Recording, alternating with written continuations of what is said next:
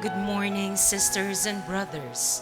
Today we celebrate the 26th Sunday in Ordinary Time.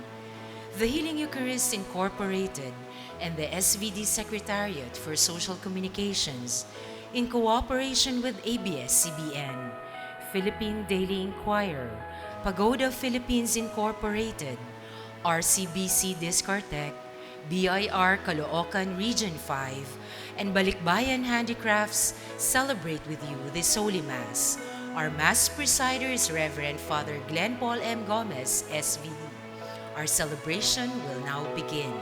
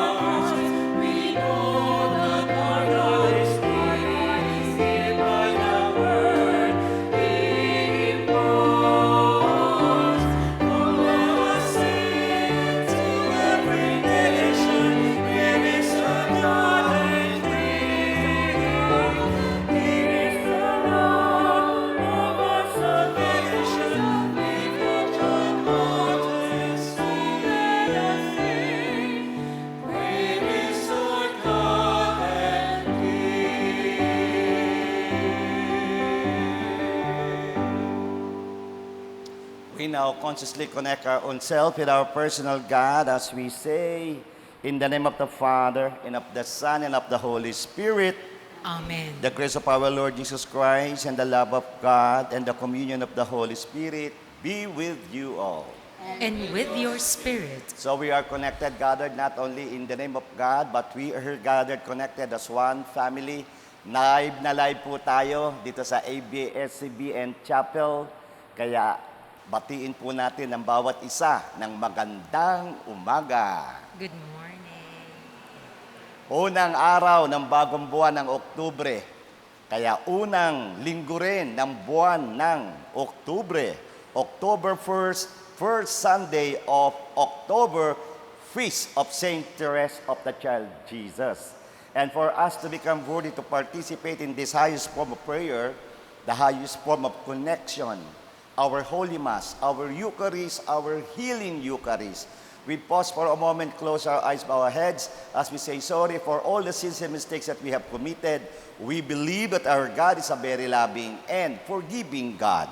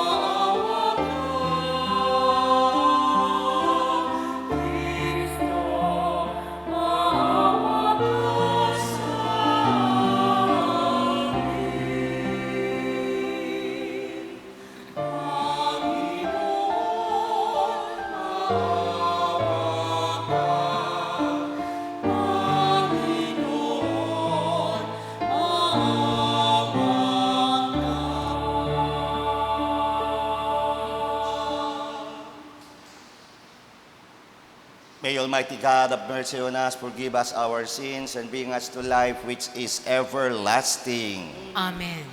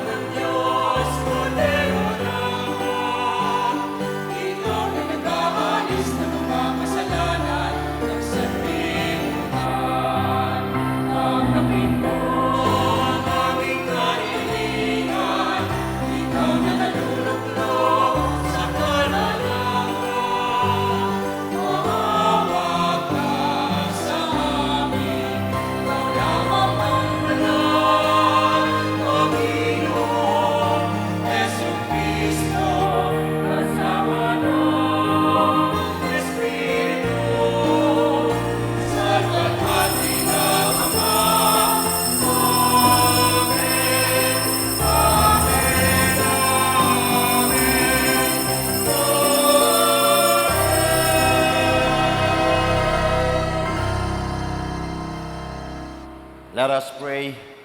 O God, who manifest your almighty power above all by pardoning and showing mercy, bestow, we pray, your grace abundantly upon us, and make those hastening to attain your promises heirs to the treasures of heaven. Through our Lord Jesus Christ, your Son, who lives and reigns with you in the unity of the Holy Spirit, one God, forever and ever. Amen. The Liturgy of the Word. The prophet Ezekiel tells us that what ultimately counts is our decision to turn to the Lord. His oracle is an invitation to those who have said no to change their ways and take the path that leads to life. The first reading. A reading from the book of the prophet Ezekiel. Thus says the Lord, you say, the Lord's way is not fair. Hear now, house of Israel, is it my way that is unfair? Or rather, are not your ways unfair? When someone virtuous turns away from virtue to commit iniquity and flies, is it because of the iniquity he committed that he must die? But if he turns from the wickedness he has committed, and does what is right and just, he shall preserve his life. Since he has turned away from all the sins that he has committed, he shall surely live, he shall not die. The word of the Lord. Thanks be to God. Remember your mercies, O Lord. Please repeat. Remember your mercies, O Lord.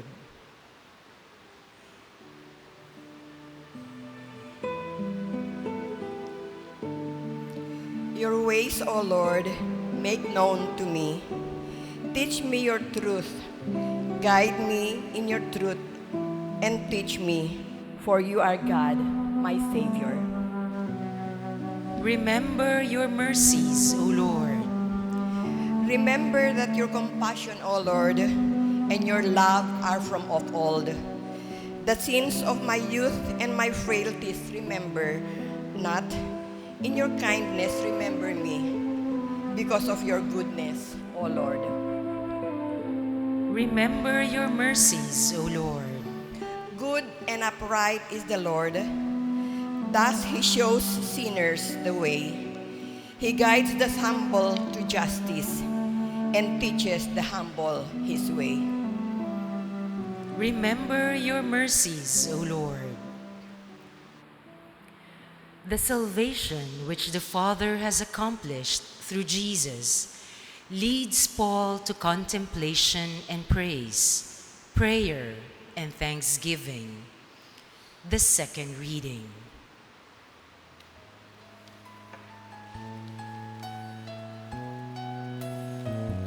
A reading from the letter of St. Paul to the Philippians. Brothers and sisters, if there is any encouragement in Christ, any solace in love, any participation in the Spirit, any compassion and mercy, complete my joy of being of the same mind, with the same love, united in heart, thinking one thing. Do nothing out of selfishness or out of vain glory. Rather, humbly regard others as more important than yourselves. Each looking out not for his own interest, but also for those of others. Have in you the same attitude that is also in Christ Jesus, who, though he was in the form of God, did not regard equality with God something to be grasped. Rather, he emptied himself, taking the form of a slave, coming in human likeness, and found human in appearance. He humbled himself, becoming obedient to the point of death, even death on a cross. Because of this, God greatly exalted him and bestowed on him the name which is above every name, that at the name of Jesus every knee should bend, of those in heaven and on earth and under the earth, and every tongue confess that Jesus Christ is Lord, to the glory of God the Father. The word of the Lord. Thanks be to God. We honor the Holy Gospel.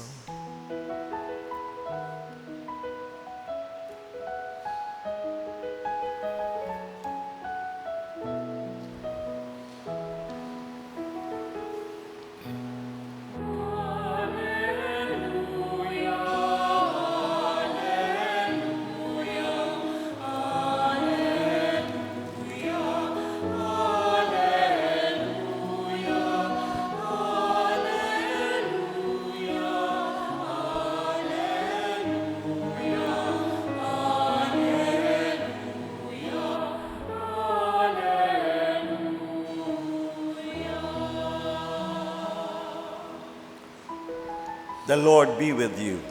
And with your spirit, A reading from the Holy Gospel according to Matthew. glory to you, O Lord. Jesus said to the chief priests and elders of the people, "What is your opinion? A man had 2 sons. He came to the first and said, 'Son, go out and work in the vineyard today.' He said in reply, 'I will not.' But afterwards changed his mind and went. The man came to the other son and gave the same order. He said in reply, 'Yes, sir,' but did not go.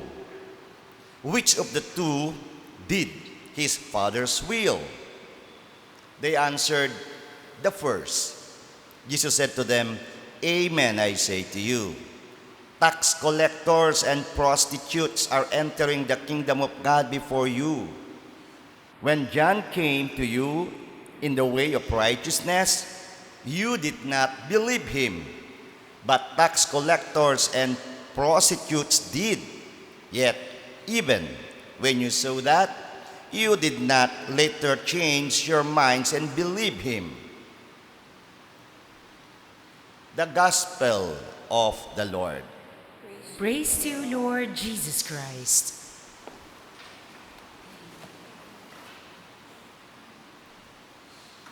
What is the best way to start the day? Start the day with good news. Amen. So, live na live po tayo dito sa magandang chapel ng ABS-CBN compound. 26 Sunday in Ordinary Time, October 1st, 2023. Ang ating pong pagninilay ay 3. So we will reflect on the readings, the first reading in the Gospel. Today is what we call Mission Day for religious sisters. Kaya, tingnan nyo nga po yung katabi nyo. Sabi nyo, pwede pa ba yan? Sabi mo, pwede pa. Yan, ano? Pwede pang magmadre, no? Dahil araw ng mga madre ngayon, di tamang-tama, sino ang isang religious sister? Di si Saint Therese of the Child Jesus, a Carmelite nun. And October po, and 4th Sunday of October, World Mission Sunday, no? So, kaya isa-isahin po natin. Umpisahan natin doon sa readings. Maganda tong Prophet Ezekiel. Ang message lang ng propeta sa lumang tipan, if we will turn away from our wickedness, we will not die, but we will live. Amen? Pagtatalikdan natin ang ating kasamaan, ang pagkamakasarili, hindi mamamatay, tayo'y mabubuhay. So, tingnan nyo nga yung katabi nyo, mukhang mabubuhay ba yan? Buhay na yan eh. Ang lahat ng nagsisilbi sa Panginoon, amen? Pakisabi nga sa katabi, sure ka na? Yan. Hindi lang naniniwala, may gawa. So, anong sinasabi? Paalaala ngayong umaga, call to conversion. Anong kinakailangan? Abay magbago tayo, ma-convert tayo. And this is also what we call to repentance. Ang ganda yung salitang metanoia. At yung madaling maunawaan yung salitang metanoia, doon sa isang paru-paro, no? Kasi nga yan nag-umpisa sa isang uod. So nagkaroon ng transformation, inner transformation, yung sinasabi nating caterpillar ay nagiging butterfly. Kaya magsisi, magbalik loob. Ang ganda ng salitang balik loob. Hindi sinabing, uy, magbalik labas ka ha. Balik loob. Kasi makikita dong natin sa loob nandoon ang Diyos. Kasi tayong lahat ay nilikha ng Diyos. Yung pagiging adopted son, daughter of God, hindi nawawala. Natatabunan lang ng ng inggit, ng mga kasalanan, pagkamakasarili, pero ang kagandahan ay nananatili sa loob. Kaya paka-remind ang katabi, sabihin mo, ang ganda mo. Yan. Yun. Kaya pag pumasok tayo sa loob, nanalangin, nagdasal, tumulong, talagang naglingkod, nanunumbalik ang kalooban bilang anak ng Diyos. Okay. So, ano yung sa gospel naman ngayon kay Matthew? Isang talinghaga. It's about the parable of 2 sons. Ang tanong, simple lang, which of the 2 sons did his father's will? Ano ang kwento? Eto, one son rejected his father's request but later regretted. O anak, pumunta ka sa ating ubusan. Sabi nga, ay ako. Maya-maya, nagsisi, pumunta. Yung pangalawa naman, the second son promised to work but he did not show up. Yes, sir! Pero hanggang salita lang, wala. Hindi naman pumunta nagtrabaho. So ang tanong, who did the Father's will? Ano ang audience at sinong audience ni Jesus? Yung mga elders, yung mga chief priests, yung mga nag-reject sa Kanya. Yun ang sitwasyon. Kaya nga, ang sabi, hindi sila ang sumagot, the first son, they said, no? Sabing ganon, the one who said no, but repented and went. Kaya ang sabi ni Jesus, medyo talagang grabing pananalita no? The sinners, tax collectors, prostitutes, sila makakapasok, kayo hindi. Ganun ang mensahe. 2,000 plus years ago, applicable pa rin sa atin. Kaya makikita natin sa mundo, kung minsan tayo nagiging makasarili, subalit kung tayo magsisisi, magbabago, ay talagang makakapasok tayo sa kaharian ng Diyos and we will have eternal life. Ano ang sabi? Magsisi, call to conversion. Magbalik loob, call to repentance. Have a metanoia. Kaya pwede ba, bulong lang sa katabi may kasamang tapik, remember Saint Francis of Assisi. Yan, October 4. Feast ni Saint Francis. O sige, dagdagan mo. Assisi ka na. Magsisi ka na. Ayun, ang galing ano? Kaya, nako, talagang October 4. Yan ang feast ng great saint. Sabi nga nila, kung marami lang, 5 lang daw ang Saint Francis Assisi sa mundo, talagang mabubuhay, no? Wow, ganun katindi. Kaya, let's say sorry, mag-sorry tayo, magkumpisal tayo, linisin ang kalooban, ang puso, ang isipan, at tunay na tumutok sa Diyos, magsilbi, magmahal, sigurado yon. So, ang sinasabi lang dito, ay di parang kay Ezekiel naman. Ano ang sabi ni Ezekiel, ang reminder niya, to paraphrase it, if we will turn away from our sinfulness, if we will turn away from our mistakes, we will not die, we will live. Amen. Kaya ngayon, sabihin mo na ulit sa iyong katabi, mabubuhay ka. At alam niyo po, itong si Prophet Ezekiel sa Old Testament, alam niyo bang mayroong Saint Ezekiel Moreno, OAR, Agustinian Recollect? At dito na ordinahan sa Pilipinas. He was ordained in 1871 and stayed here for 15 years. Sa Metro Manila, Batangas, at dyan sa atin po, sa Mindoro, sa Calapan, dyan sa Palawan, bumalik sa Spain, doon na siya naging santo. Pero nagsilbi. Bakit ko ito nasasabi? Kasi ngayon, birthday ni Father Jerry Orbus, SBD. Siya ay may lung cancer noon. Ngayon, totally healed. Bakit? Saint Ezekiel Moreno is known and he is considered as the patron saint of the cancer patients. Grabe, no? At meron po tayong relic dyan sa Christ the King Mission Seminary. At ang misa ngayon ni Father Jerry Orbos sa Shrine of the Divine Word from 9:30, ngayon po ay 11 o'clock na. At doon, no? Maroon po nga tayo. So, mabait ang Diyos. Pinadala ang mga santo, naging huwaran. So, yun ang number 1 natin about the readings. Number 2, Mission Day for Religious Sisters. Alam niyo po, mga ilang beses ko na rin ito nasabi. Yung pamilya ng aming mami, may kapatid siya, younger sister, blood sister, naging Dominican ng Siena. No? Kaya dyan sa Siena College. Dati dyan nakalibing pero nilipat na ngayon sa Bulacan.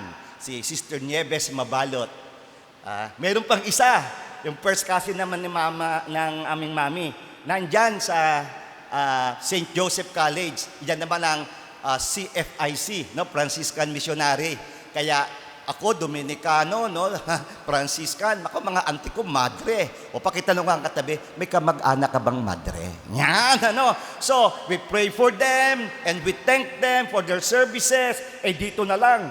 Kaya yung mga kapitbahay natin dito, mga Benedictines dyan, yung mga RBM, mga yun na nga, FMM, nako. Kaya palakpakan po natin yung mga madre, ang kanilang apostolate sa education, sa mga hospital, nako, yung talagang, yung mga masigasig din, no, makabayan, kasama rin ang mga madre dyan. Kaya sana nga we pray. At syempre, sa amin, may Blue Sisters kami, no, SSPS, the Holy Spirit Sisters, and our Mongha, the Pink Sisters. Kaya tingnan nyo ulit yung katabi nyo. May pag-asa ba yan? Baka pwede ka pa mag-Mongha, di ba? Noong unang panahon, ang Mongha, well, sabi nila, formally, ang mga monk, ang tawag, nuns. Yung mga active sisters. Kaya mga Benedictines, may nuns at may sisters. Di ba? So, ano ngayon? Magdasal at ipagdasal. No? Yung mga dalagita at dalaga, yung mga dala na, pwede pa rin siguro, no? No, ipagdasal. Walang halong biro. Ipagdasal po natin. At alam niyo po ba, kaya bakit kailangan ipagdasal ang mga madre? Ito na, ano ko lang ito ha, yung statistics, the Catholic Church has seen a continuing free fall in the number of nuns around the world. Ano? As elderly sister die, ito, marami ng mga matatandang madring nawawala sa mundo and fewer young ones take their place. Kukunti na yung pumapasok. Kaya nga, Vatican statistics from 2016 show, 1916, ibig sabihin, how many years ago? Correct, 7 years ago, the number of sisters was down. Almost 11,000 from the previous year, nung ibig sabihin 2015 to 659,445 globally. Yan ang nawawala. Kaya nga, ipagdasal natin. At hingin natin ngayon ang intercession ng ano? Eto na, Mission Day for the Religious Sisters. Today we are celebrating the feast of a religious sister, Saint Therese of the Child Jesus.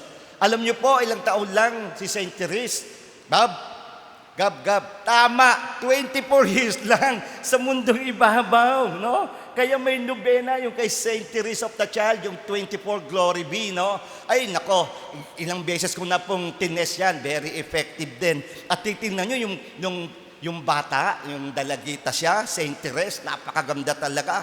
Higit sa kanyang external beauty, yung kanyang internal beauty. Kaya itong October 1st na ito, as we celebrate the feast of Saint Therese of the Child Jesus, imitate her little way. Paano siya naging santo? She did not do mga kung ano ng mga projects, mga nag-heal. Hindi, mongha nga siya eh. Little ways, masakit ang ulo, offer to Jesus. Pagwawalis, offer to Jesus. The little ways. Kaya pakisabi sa katabi, may pag-asa ka. Through your little way. O yung mga cameramen. Hindi lang kayo cameramen. Do it for God. Yung mga lightmen dyan, yung mga nasa control room. O diba? Everything that we do, no matter how little, we offer to God, meritorious. At paano nyo ito may papaliwanag? She was also called millennial saint. She was declared doctor of the church. And above all, she was, proclaimed as patroness of the missionaries. Na hindi naman siya pumunta sa mission. Bakit? Lagi niyang pinagdarasal ang mga misyonero. At ito ngayon ang kagandahan. Santa na si Saint Therese. Something happened October 18, 2015. No? Anong nangyari? Louis Celi, her parents, were canonized. Kaya ang kanyang mga magulang ay si Saint Louis at si Saint Celi, mayroon pang isa. 5 silang magkakapatid, lahat sila nagmadre. At yung isa ngayon, di siya santa na, mayroon pang isa na pinoproseso na ang kanyang beatification, no? Yung kanyang pagiging santa. Palakpakan natin ang Martin family. Kaya tingnan nga ang pamilya na nandito, pakisabi nga, may pag-asa kayo. Yan, may pag-asa tayo, no? Napakagandang inspirasyon. So, finally, panghuli, Mission Day of the Religious Sisters, tapos ng Saint Therese, ang kanyang mga magulang. Lastly, World Mission Sunday. We celebrate it every 4th Sunday of October. Kaya anong ginagawa? Pray. And of course, give generously. Pag tayo yung nagdasal at tayo nag-alay ng panalangin at tulong ng material, malaki ang magagawa na to sa misyon. Hindi lang po ang mga kababaihang mga madre ang bumababa sa bilang. Even the male congregations, there is what we call downtrend. Kaya ngayon sa pag-aaral mula noong 1962, 60 years ago, no? 63 rather, they study in 1963, ngayon 2023, naku po, lahat ng mga top 10, top 11 male congregations, grabe, after 60 years, within 60 years rather, yung isang kongregasyon, almost 21,000 ang nawala. Yung susunod, almost 15,000, 7,000. Among the 11 nga, mayroong isa, pero it's not the number game. We have to pray for more vocations, for diocesan, clergy, to the religious, at ang bawat isa ay magdasal at kung may tinatawag, sagutin.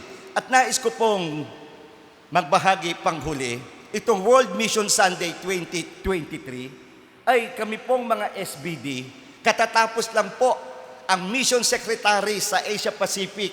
Marami po ito. We are SBD ASPAC Asia Pacific Zone.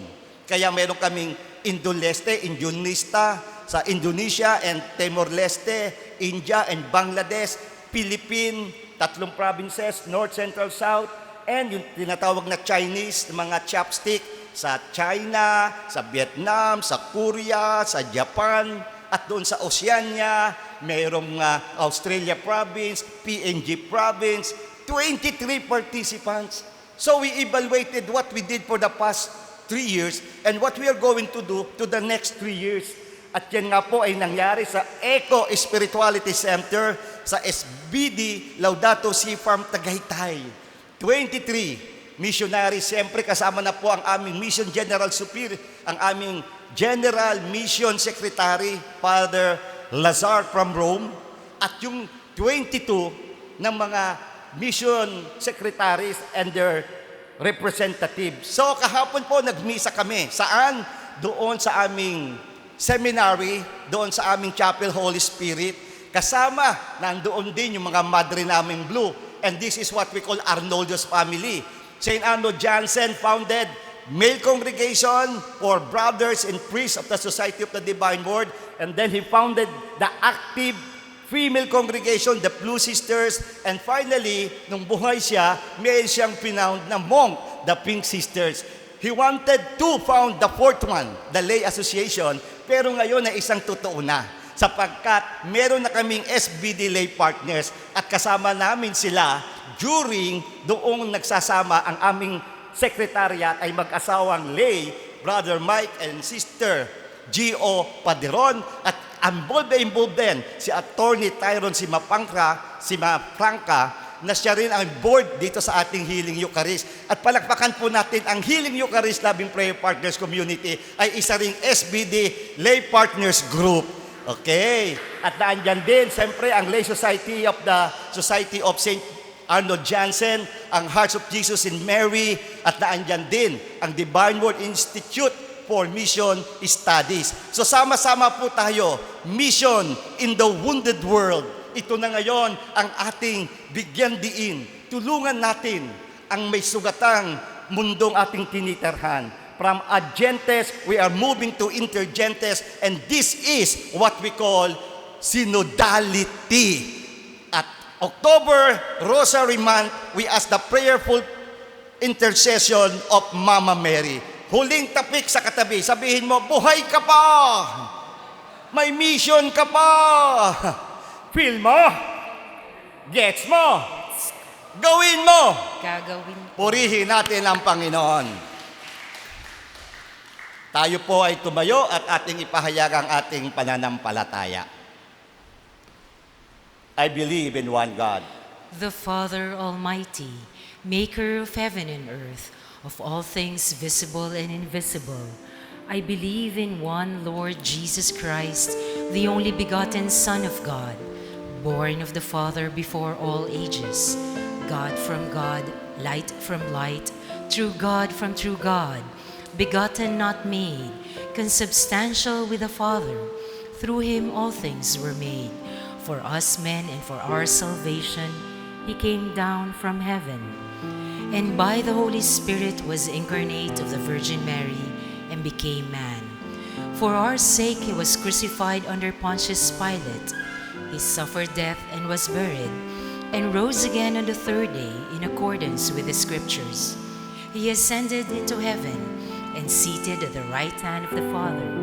He will come again in glory to judge the living and the dead, and his kingdom will have no end. I believe in the Holy Spirit, the Lord, the giver of life, who proceeds from the Father and the Son, who with the Father and the Son is adored and glorified, who has spoken through the prophets. I believe in one holy, Catholic and Apostolic Church. I confess one baptism for the forgiveness of sins, and I look forward to the resurrection of the dead and the life of the world to come. Amen. the Lord never fails and always accompanies us in our journey. Let us present our petitions to our loving Father as we pray. Father, we entrust our prayer to you. That the Pope, the bishops, and the leaders of our Christian communities may watch over your church and keep your people ever ready for your Son's coming. We pray. Father, we entrust our prayer to you. For all of us, that we may always recognize your loving kindness, especially in moments of trials and difficulties, we pray. Father, we entrust our prayer to you. For the local, national, and international civil leaders, that they may always defend and protect the rights of all workers and their families, we pray. Father, we entrust our prayer to you. For all those working in the Lord's vineyard, that they may always be ready to serve and to care for your people, O God, we pray. Father, we entrust our prayer to you. For all missionaries who have left home, country, and family to proclaim the gospel to all nations, may the Lord protect them from all dangers, strengthen them in their loneliness, give joy to their communities, and fulfillment in their apostolate. May the Lord reward them in this life and in the life to come for their sacrifices and generosity for the kingdom. We pray. Father, we entrust our prayer to you. Let us pray for the urgent concerns of our community. Those are working for our prayers and our personal intentions.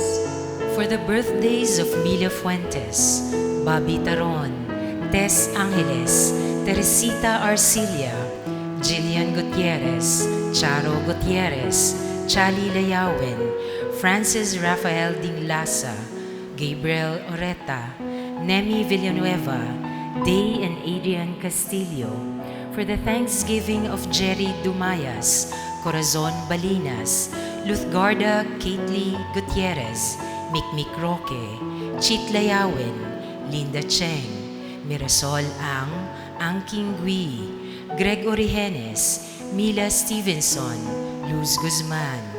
For the special Thanksgiving of Johnny Bugayo, Fernando and Bea Sim, Rosario Bacani, Christy Oreta, successful goal line of PLDT IRFRS 16 project, Willie and Daisy Olanio.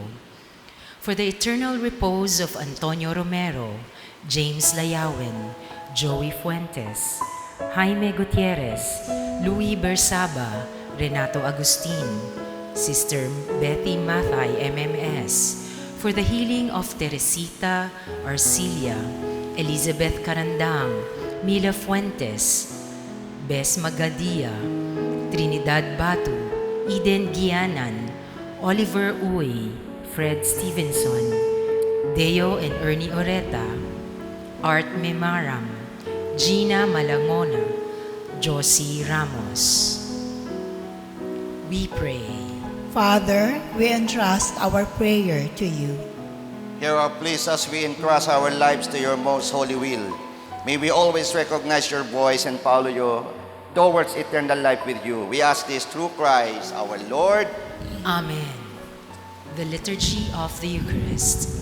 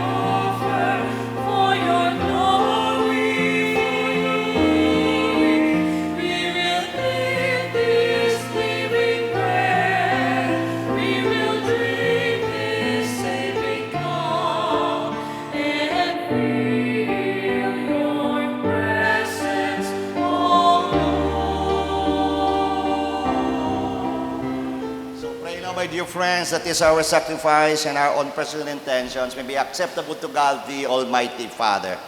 May the Lord accept this sacrifice at your hands for the praise and glory of his name, for our good and the good of all his holy church.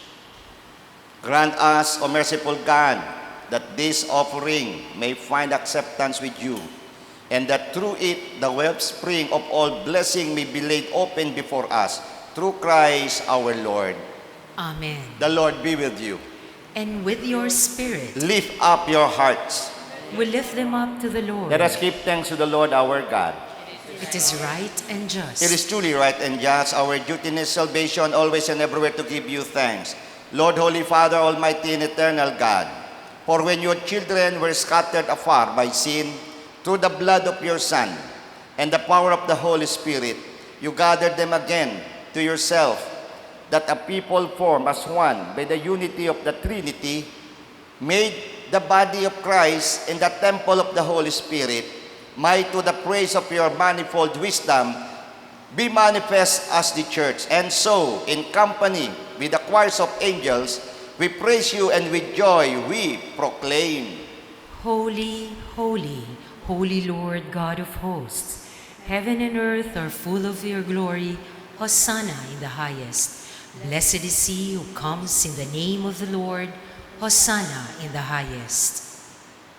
You are indeed holy, O Lord, the fount of all holiness. Make holy, therefore, this gift, we pray, by sending down your Spirit upon them like the dew fall, so that they may become for us the body and blood of our Lord Jesus Christ. At that time he was betrayed and entered willingly into his passion. He took bread and gave him thanks, broke it, gave it to his disciples, saying, "Take this, all of you, and eat of it, for this is my body, which will be given up for you."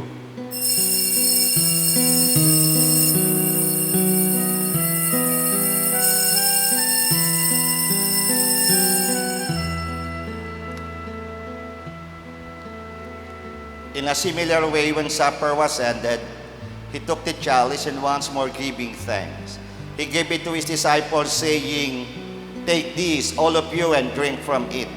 For this is the chalice of my blood, the blood of the new and eternal covenant, which be poured out for you and for many for the forgiveness of sins. Do this in memory of me."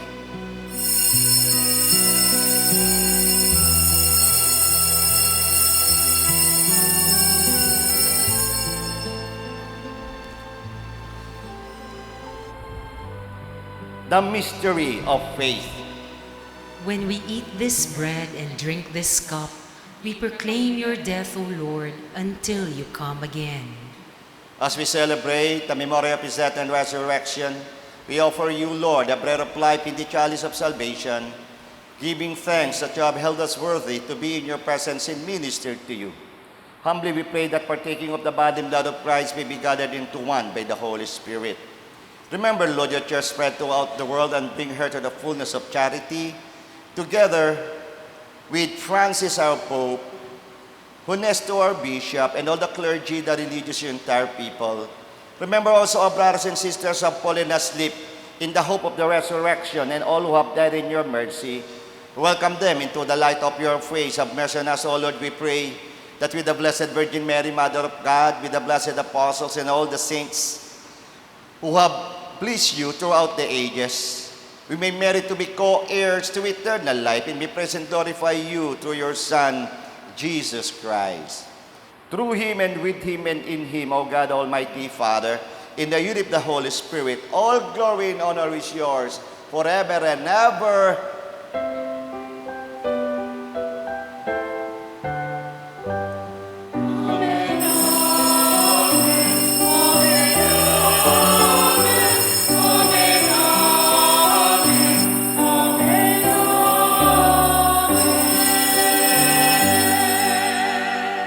We now turn to our Heavenly Father as we say,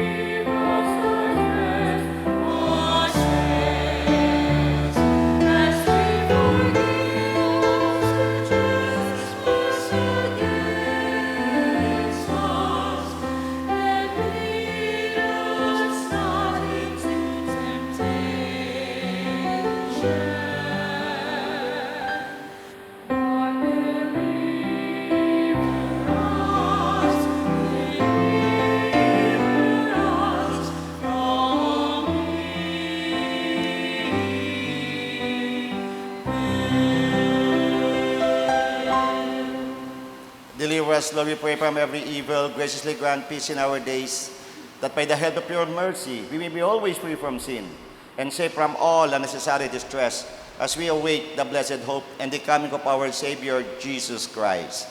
For the kingdom, the power, and the glory are yours, now and forever. Lord Jesus Christ said to your apostles, I leave you peace, my peace I give you. Lord, look not on our sins, but look on the faith of your church, and graciously grant her peace in unity in accordance with your will, who live and reign forever and ever. Amen. The peace of the Lord be with you always. And with your spirit, Ibahagi po natin ngayon ang ating pinakamatamis na ngiti bilang sagisag ng kapayapaan sa isa't isa. peace be.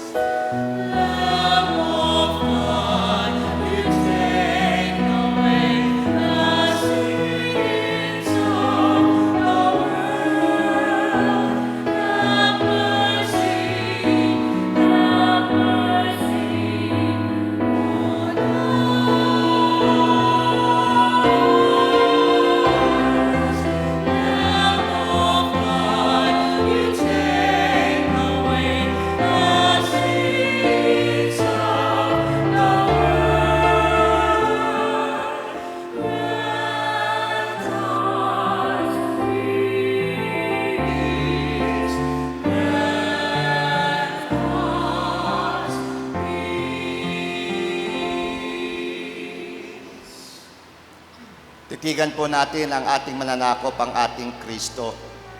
Behold, our Savior, our Redeemer, our Lord Jesus Christ, the divine Word, our Emmanuel, God is with us. The Lamb of God who takes away the sins of the world, happy are those who are called to His supper. Lord, I'm not worthy they should enter under my roof, but only say the word, and my soul shall be healed. May the body and blood of Christ bring us to life everlasting. Amen.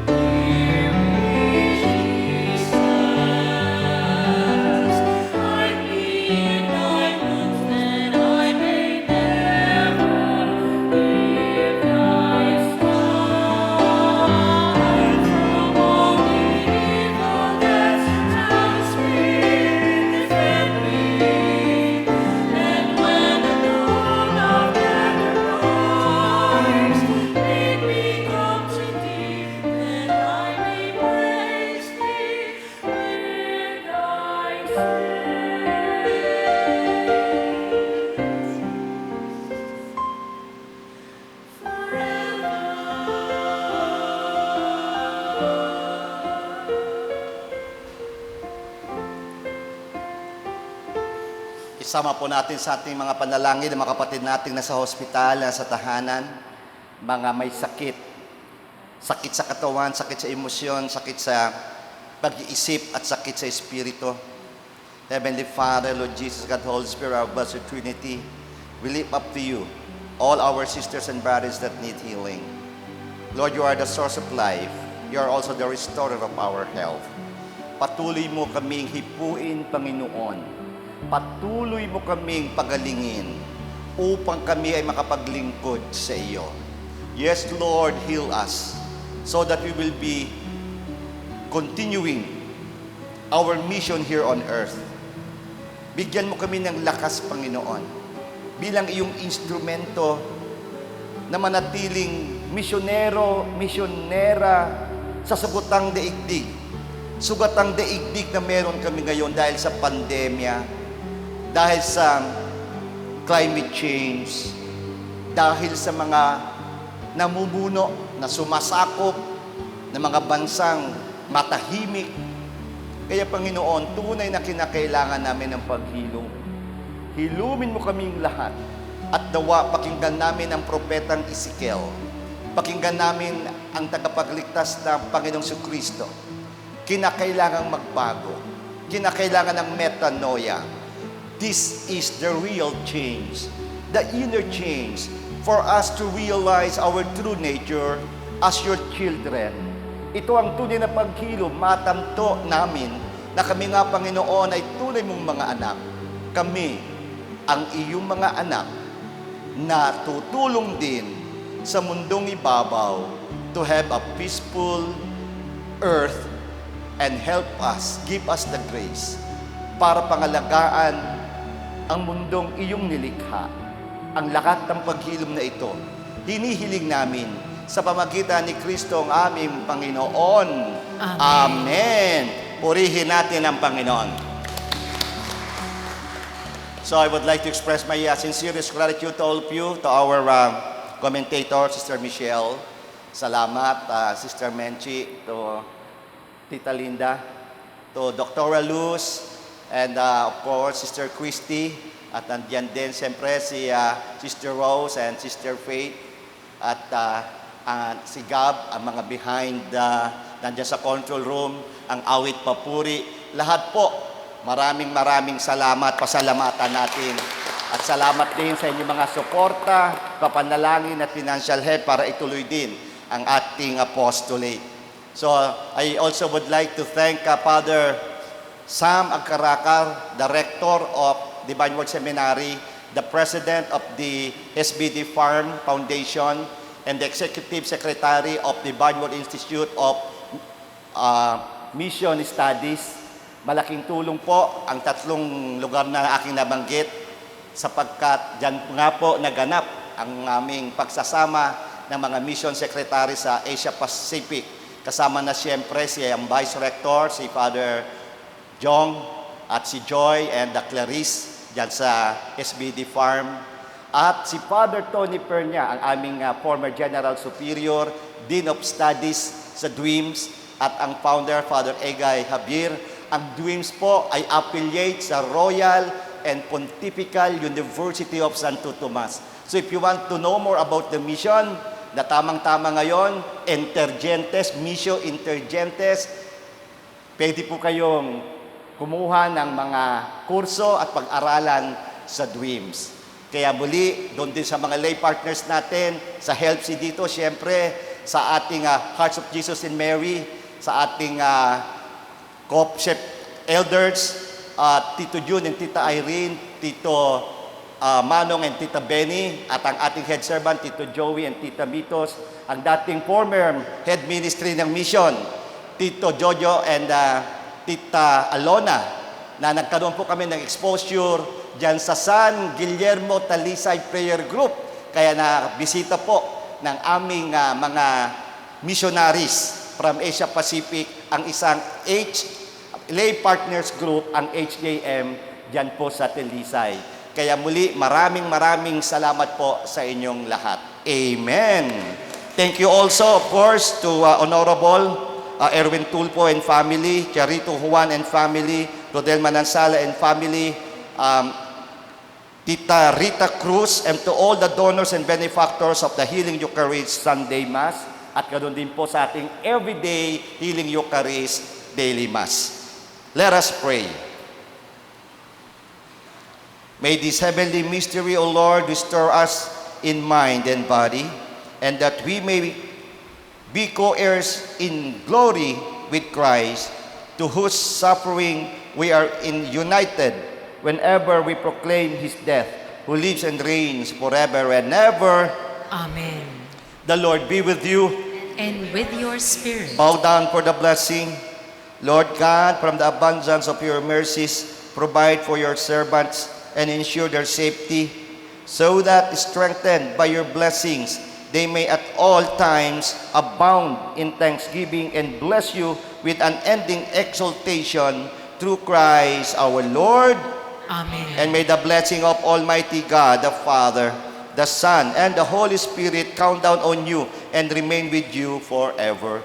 Amen. Our Eucharistic celebration has just ended, but our mission begins. Go with Jesus, go with the Holy Spirit, go with God the Father, because God goes with you. Thanks be to God. Yes, thank you also to Lasage, to the Lay Society of St. Arnold Jansen, and thanks also to Architect Joe and Anna, Rim and GSLA, Attorney Homer and Lila Nyada. Salamat sa lahat.